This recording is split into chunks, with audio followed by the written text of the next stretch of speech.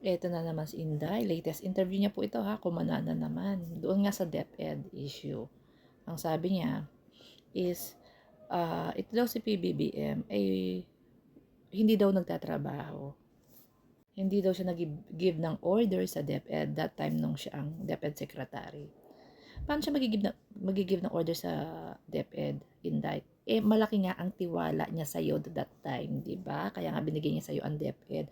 Malaki ang tiwala niya sa iyo. Pero sa mga interviews mo, balikan mo yung mga interviews mo during DepEd ka, sabi mo wala kang idea. Kaya ipinamamahala mo ito doon sa mas maraming karanasan, doon sa mga USEC mo. Hanapin niyo po sa YouTube yung interview niya. So, buti naman inamin niya to ha. Lahat daw ng ginawa niya sa DepEd ay idea niya daw yun. Pinagmalaki niya pa talaga. Idea niya daw lahat talaga. Yung mga ginawa niya sa DepEd, wala daw galing kay PBBM. Hindi daw nagbigay ng order si PBBM. Buti naman inamin mo kasi palpak, 'di ba? Bumagsak po ang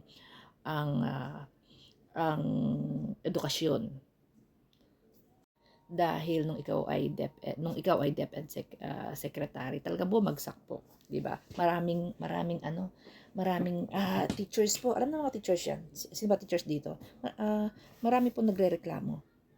Maraming nagreklamo talaga na magulo po ang DepEd during Sara kasi wala talaga siyang idea. Inamin niya naman 'yan. So ngayon sasabihin niya, yeah, he didn't give any orders at all. Kasi nga malaki ang tiwala niya sa'yo na kaya mo.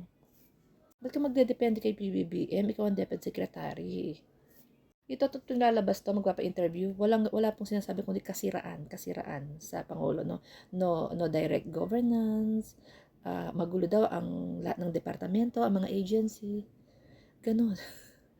Nasa ayos nga lahat ngayon, di ba? Nasa ayos po ngayon, pati po pamamahagi ng tulong. Di ba? Agaran.